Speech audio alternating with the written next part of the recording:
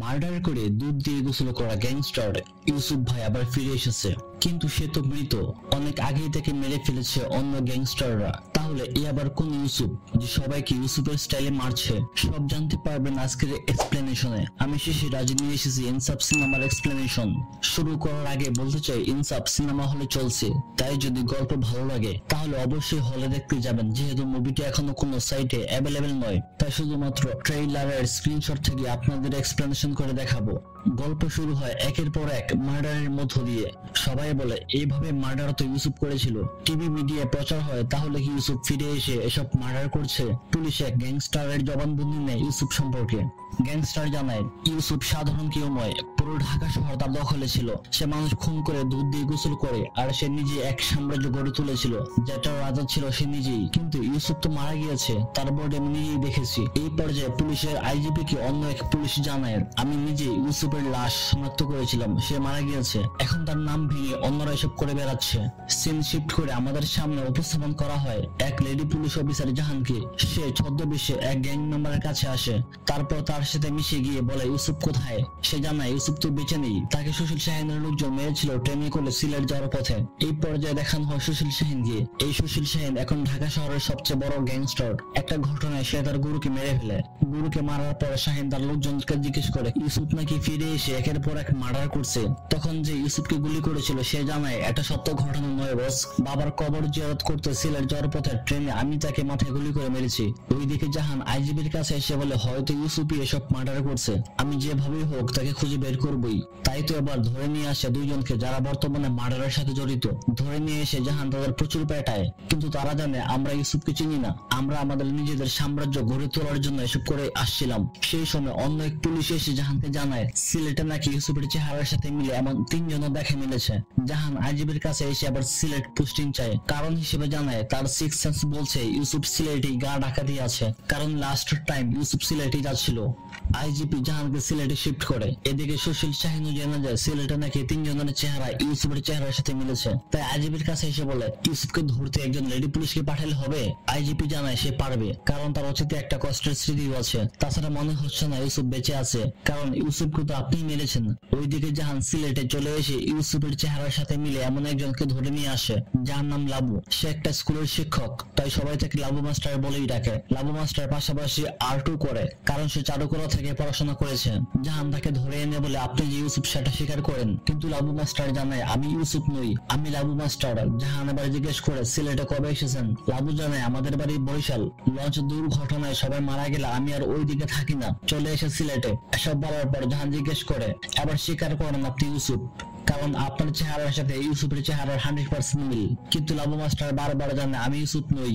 এবার জাহান রেগে যায় আর শুরু করে দেয় তার খেলা। জাহান টর্চার করে বারবার জিজ্ঞেস করে স্বীকার কর তুই ইউসুফ। লাবু মাস্টারকে ধরে নিয়ে আসা এলাকার লোকজন সহ স্কুলের বাচ্চারা আন্দোলন করে। তাই এবার জাহান এক ফুলের দোকানদার চাচাকে তুলে নিয়ে আসে। সেই চাচা এক সময় ইউসুফের সাথে কাজ করতো, বলতে গেলে ইউসুফের ডান হাত ছিল ওই চাচা। কিন্তু চাচা এসে বলে এটা ইউসুফ নয়, কোথায় ইউসুফ আর কোথায় এ? লাবু মাস্টারের স্কুল কলেজের ঠিকানা নিয়ে এবার যাচাই বাছাই করে জাহান। এদিকে লাবু মাস্টারকে বের করে আনার জন্য আন্দোলন করে সবাই, যেটার খবর চলে যায় আইজিপির কাছেও। আইজিপি তাই জাহানকে ফোন করে বলে লাবু মাস্টারকে ছেড়ে দিতে। জাহান তাই ছেড়ে দিতে বাধ্য হয়। লাবু মাস্টার থানা থেকে যাওয়ার আগে জাহানকে নিয়ে আঁকা ছবি দেয়। জাহান জিজ্ঞেস করে কাগজ কলম কোথায় পেলেন? লাবু জানায় আপনাদেরই একজনের কাছে পেয়েছি। এবার জাহান বলে আমি তো কখনো শাড়ি পরি না, আমাকে শাড়ি পরা অবস্থায় আপনি কোথায় দেখেছেন যে আপনি আমাকে এঁকেছেন? লাবু মাস্টার জানে আমি একজন আর্টিস্ট, আমার মনে অনেক কিছুই আসে, সেই থেকে এঁকেছি। এই বলে থানা থেকে সে চলে যায়। কয়েকদিন পর লাবুর স্কুলে শাড়ি পরে আসে জাহান। এসে লাবুকে বলে আমি আপনার স্কুলের সার্টিফিকেট নিয়ে যাচাই বাছাই করেছি, আপনি সঠিক, আমার ভুল হয়ে গিয়েছে, এজন্য আমি সরি, এভাবে আপনাকে মারা উচিত হয়নি। লাবু জানায় ঠিক আছে সমস্যা নেই। জাহান এবার তাকে চা কফির অফার করে। লাবু জানায় আমি এসব খাই না। জাহান বুঝতে পারে তাকে ইগনোর করা হচ্ছে, তাই সে চলে যায়। ওইদিকে সুশীল শাহিন জানা যায় লাবু মাস্টারের কথা, তাই সিলেটে থাকা লোকদেরকে বলে লাবু মাস্টারের ব্যাপারটা দেখতে। পরের দিন তাই শাহিনের গ্যাংরা চলে আসে লাবু মাস্টারের কাছে। এসে তাকে তুলে নিয়ে যেতে চাইলে শাড়ি পরে এসে হাজির হয় জাহান। তারপর সব গ্যাংদের সাথে লড়াই করে। এর মধ্যে শাহিনের কাছে এসে একজন জানায় ওইটা আসলে ইউসুফ নয়। সেজন্য শাহিন তার সিলেটের লোককে ফোন করে চলে যেতে বলে। তখন সে গ্যাং প্রধান জাহানের কাছে ক্ষমা চেয়ে চলে যায়। সবাই চলে যাওয়ার পর জাহান আবার কফির অফার করে লাবুকে। লাবু এবার না করতে পারে না। কফি খেতে খেতে জাহান জানায় তোমাকে এরকম অনেকেই মারতে আসবে, কারণ তুমি দেখতে হুবহু ইউসুফের মতো, তাই বলি আমাকে বিয়ে করো, আমি তোমাকে প্রটেক্ট করব। লাবু তখন জানায় আমি জেলখানায়ও যেতে রাজি, তবু তোমাকে বিয়ে করবো না, তোমাকে বিয়ে করে আমি সারা জীবন জেলখানায় বন্দি থাকতে চাই না, তুমি যে ভয়ঙ্কর রে বাবা। তখন দুজনের মধ্যে আরো বেশ কিছু মজার মুহূর্ত কাটে। জাহানের মাও এবার লাবুর কাছে আসে বিয়ের প্রস্তাব নিয়ে। লাবু এবার আর না করতে পারে না, দুজনের অবশেষে বিয়ে হয়। এবার চলে তাদের মধ্যে রোমান্স। এর মধ্যে লাবু মাস্টার জাহানকে নিয়ে জঙ্গলে ঘুরতে আসে, ঠিক তখনই শাহিনের লোকজন তাদেরকে আটকে ফেলে। এবার তারা জাহানকে বলে সেদিন না হয় পেরেছিলে, আজ তোকে কে বাঁচাবে, তোর জামাই তো একটা মাইয়া, নিজে মারতে পারে না, আজ তার সামনে সবাই মিলে তোকে গ্যাং রেপ করবো।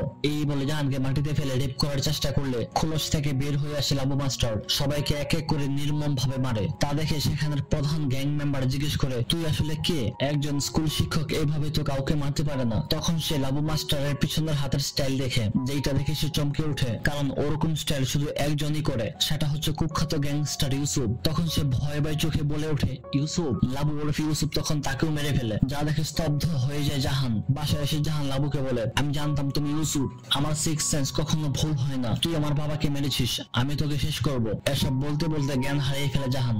লাবু ওরফে ইউসুফ দ্রুত হাসপাতালে নিয়ে আসলে ডাক্তার জানায় খুশির খবর, আপনারা বাবা মা হতে চলেছেন। কিন্তু জাহান এতে খুশি হয় না, উল্টো অ্যাবর্শন করতে চায়। তখন ইউসুফ বলে আমি ইউসুফ হয়ে পুলিশের কাছে ধরা দেব, কিন্তু তার আগে একটা কেস তোমাকে রিওপেন করতে হবে। জাহান জিজ্ঞেস করে কোন কেস?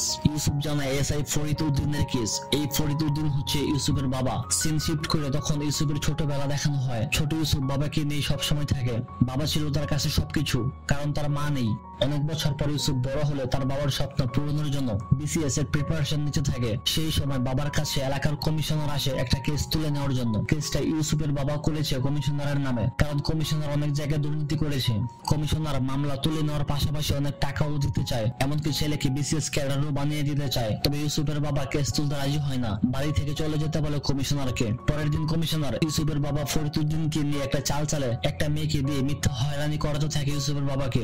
মেয়েটি এলাকার সবার সামনে বলে ফরিদউদ্দিন আমার ইজ্জত হরণ করেছে। মেয়েটি এসব বলায় কমিশনার সবার সামনে অনেক অপমান করে ফরিদউদ্দিনকে, তারপর সবার সামনে জুতার মালা গলায় পরিয়ে দেয়, যেটা আবার অনেকে ভিডিও করে। এক সময় এই ঘটনা ইউসুফকে জানানো হলে সে চলে আসে বাবার কাছে। এসে দেখে সবাই তার বাবাকে জুতার মালা গলায় পরিয়ে দিয়ে ভিডিও করছে, তাই সবাইকে নিষেধ করে সে ভিডিও করার জন্য।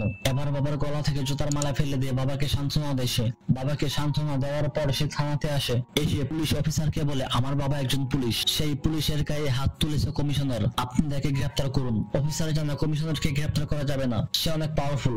এইটা শুনে রাগ করে থানা থেকে বের হয়ে ওই কমিশনারের কাছে আসে ইউসুফ। এবার ইউসুফ কমিশনারকে বলে আপনি যে হাত দিয়ে আমার বাবার গলায় জুতা পরিয়েছেন সেই হাত আমার লাগবে। এইভাবে অনেকবার বলার পর কমিশনারের হাত ধরে ফেলে ইউসুফ। তারপর হাত টানতে টানতে এক সময় কমিশনারের হাত ছিঁড়ে ফেলে সে। এতে কমিশনার সেখানে মারা গেলে ইউসুফ এলাকা থেকে পালিয়ে যায়। ছেলে কমিশনারকে মেরে ফেলায় ইউসুফের বাবাকে পুলিশের চাকরি থেকে সাসপেন্ড করা হয়। ওইদিকে ইউসুফকে মারতে আসে কমিশনারের কিছু কাছের গ্যাংস্টার। এইভাবে নিজেকে বাঁচাতে বাঁচাতে একের পর এক গ্যাংদের মারতে থাকে ইউসুফ। এতে ধীরে ধীরে ইউসুফই হয়ে যায় গ্যাংস্টার, নিজের আয়ত্ত করে নেয় পুরো ঢাকা দক্ষিণ। এর মধ্যে ইউসুফের সাথে দেখা করতে আসে সুশীল শাহিন। ঢাকা উত্তরের কিং সে, পুরো ঢাকা উত্তর তার দখলে। সে ইউসুফকে আগে অভিনন্দন জানায়, কারণ ঢাকার দক্ষিণ এখন তার দখলে। তারপর কৌশলে পুরো ঢাকা নিজের করে নিতে চায় শাহিন, বিনিময়ে ইউসুফকে দিতে চায় সবকিছুতে 50%। তবে ইউসুফ জানায় সে ঢাকা দক্ষিণের কিং, ঢাকা দক্ষিণ তারই থাকবে। ইউসুফের কথা মানতে চায় না শাহিন, তবে ইউসুফ নাসরবান্দা। এইভাবে দুজনের দ্বন্দ্ব সেখান থেকেই শুরু। একের পর এক ডিল করতে থাকে ইউসুফ, যেটা দেখে মাথা গরম হয়ে যায় শাহিনের। তাই এবার ইউসুফের দুর্বল দিক খুঁজে শাহিন।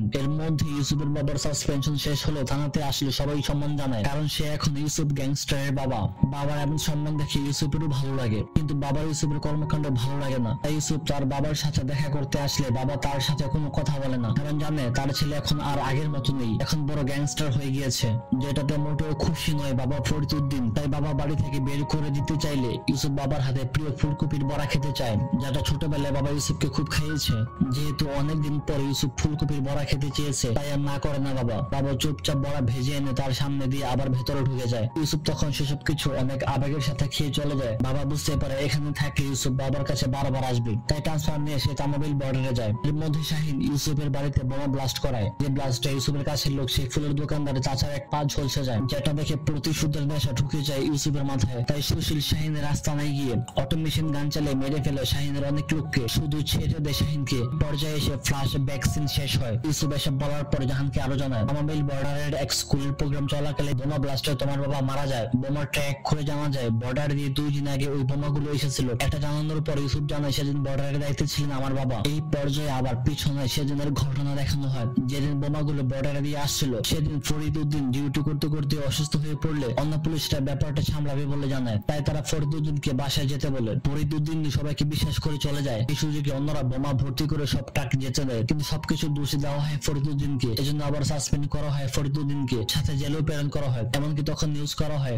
বাবা বোমাগুলো বর্ডার দিয়ে ঢুকে দিয়েছে যাতে ছেলে ইউসুফ সেগুলো ব্যবহার করতে পারে। অর্থাৎ স্কুলে যে বোমা ব্লাস্ট করা হয় সেটার দোষ এসে পড়ে ইউসুফের উপর। সেখান থেকে জাহান ভেবে নেয় ওই ব্লাস্টের ঘটনা ঘটিয়েছে ইউসুফ, আর ইউসুফই তার বাবাকে মেরেছে। এর মধ্যেই একদিন ইউসুফ আবার দেখা করতে আসে বাবার সাথে। এসে জিজ্ঞাসা করে কে তোমাকে ফাঁসিয়েছে। বাবা বলে কেন, মেরে ফেলবি তাকে? ইউসুফ জানায় তাকে খুঁজে বের করে তোমাকে নির্দোষ প্রমাণিত করব। তখন বাবা জানায় তুই যদি বিসিএস ক্যাডার হয়ে পুলিশ হইতি কেউ তখনই তুই আমাকে নির্দোষ প্রমাণিত করতে পারতি, কিন্তু তুই হয়েছিস গ্যাংস্টার। এসব বলার পরের দিনই অপমানে সুইসাইড করে ফরিদউদ্দিন। বাবাকে হারিয়ে ফেলে ইউসুফ। এসব কিছু শোনানোর পর ইউসুফ জাহানকে জানায় তুমি পারবে আমার বাবাকে নির্দোষ প্রমাণিত করতে? নির্দোষ প্রমাণিত করতে পারলে আমি ইউসুফ হয়ে ধরা দেব পুলিশকে। এটা শুনে জাহান জিজ্ঞেস করে তাহলে এতদিন তুমি তোমার বাবাকে নির্দোষ প্রমাণিত করার জন্য আমার সাথে প্রেমের অভিনয় করেছো? সবকিছুই ছিল তোমার প্ল্যান মোতাবেক, তাই না? ইউসুফ জানায় না, আমি লাবু মাস্টার যে তোমাকে খুব ভালোবাসি। জাহান জানায় কেস ওপেন করা যাবে না, কারণ উনি সুইসাইড করেছেন, সুইসাইড নোটও আছে, তাই কিছুই করা যাবে না। এবার সিন শিফট হলে শমশের নামের একজন হাসপাতালে এসে বেশ কয়েকজনকে মারে। কিছুক্ষণ পরে জানা যায় সে যাদের মারছিল তারা হচ্ছে মানব পাচারকারী। শমশেরও একজন ডাক্তার,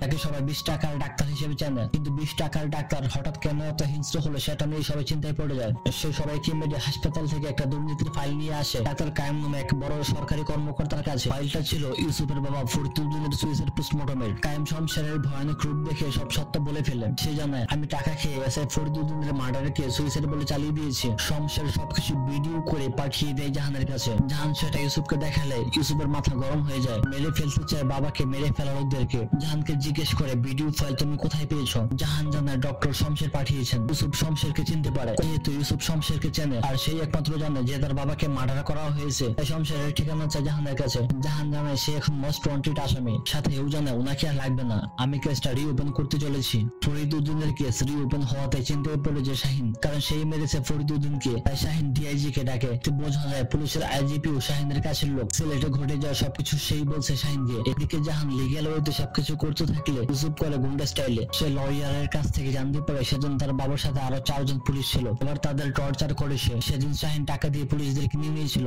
তো কেস ওপেন হলে আদালত মৃত ফরিদউদ্দিনকে নির্দোষ রায় দেয়। এর মধ্যেই ইউসুফের টেনশনে অসুস্থ হয়ে পড়ে শাহিন। তারপর যে সেদিন ইউসুফকে গুলি করেছিল তাকেই মেরে ফেলে শাহিন, কারণ সে বলেছিল ইউসুফকে সে মাথায় গুলি করে মেরেছে। শাহিন তাকে মারার পর জাহানের সাথে তার অনাগত বাচ্চাকেও মারার প্ল্যান করে। এর মধ্যেই জাহান ডেলিভারির জন্য হাসপাতালে এডমিট হলে ইউসুফকে দ্রুত কল করে তার কাছে আসতে বলে। ইউসুফ আসার সময় শাহিন এসে পথ আটকায়। ওইদিকে হাসপাতালেও শাহিনের লোকজন আক্রমণ করে জাহানকে। সেইটা আবার ভিডিও কলে ইউসুফকে দেখায় সে। সাথে জানায় এদিকে তুই মরবি, অন্যদিকে মরবে তোর ওয়াইফ এবং তোর অনাগত বাচ্চা। সেই সময় হাসপাতালে চলে আসে 20 টাকার ডাক্তার শমশের। শমশের সবাইকে মেরে জাহানকে উদ্ধার করে, যেটা ভিডিও কলে ইউসুফ দেখে শুরু করে দিয়ে তার তাণ্ডব। এক এক করে শাহিন সহ সবাইকে মারে সে। শাহিন মারা গেলে সেখানে আইজিপি চলে আসে আর ইউসুফকে বলে সারেন্ডার করতে। ইউসুফ সারেন্ডার করার জন্য হাত তুললে সেখানে শমশের এসে আগে ইউসুফকে গুলি করে, তারপর আইজিপি কে। সেই সময় জাহানেরও কুল ধরে আসে এক ফুটফুটে বাচ্চা। এরপর দেখানো হয় 1 বছর পরের ঘটনা। শমশের দেখা করতে আসে জাহানের সাথে। জাহান তখন জিজ্ঞেস করে আপনি ইউসুফকে কেন মারলেন? শমশের জানায় আমি ডাক্তার, কোথায় গুলি লাগলে মরবে আর কোথায় গুলি লাগলে মরবে না আমি খুব ভালো করে জানি। সাথে এটাও জানি কখন হাসপাতালে নিয়ে গেলে সে বাঁচবে। মূলত ইউসুফকে বাঁচানোর জন্য গুলি করেছে। সবার চোখে সে মৃত থাকাই ভালো। এবার শমশের জাহানকে বলে এখন আপনি দুনিয়ার সামনে আমাকে উপস্থাপন করবেন, এই জন্য আমি এখানে এসেছি। এই পর্যায়ে এসে এক নতুন গ্যাংস্টারকে উপস্থাপন করা হয় আমাদের মাঝে। এই গ্যাংস্টার আমাদের কাছে নতুন হলেও ইউসুফের কাছে নয়। ইউসুফের পূর্ব শত্রু সে। তো সেই গ্যাংস্টার ইউসুফের কাছের লোক ওই ফুলের দোকানদার চাচাকে মেরে জানান দেয় সে আসছে। তো বোঝা যায় ইনসাফ 2 হবে ফাটাফাটি, যেখানে মুখোমুখি থাকবে মোশাররফ করিম এবং চঞ্চল চৌধুরী। বন্ধুরা, গ্যাংস্টার সিনেমা হিসেবে ইনসাফ ভালোই ছিল। একজন সাধারণ মানুষ থেকে গ্যাংস্টার হয়ে ওঠার জার্নি ছিল বেশ সুন্দর। সর্বশেষ ইনসাফ বড় পর্দার সিনেমা। তাই বলবো এক্সপ্লেন যদি ভালো লাগে তাহলে অবশ্যই সিনেমাটি হলে গিয়ে দেখবেন। সিনেমার শিশিরের সাথে থাকার জন্য ধন্যবাদ।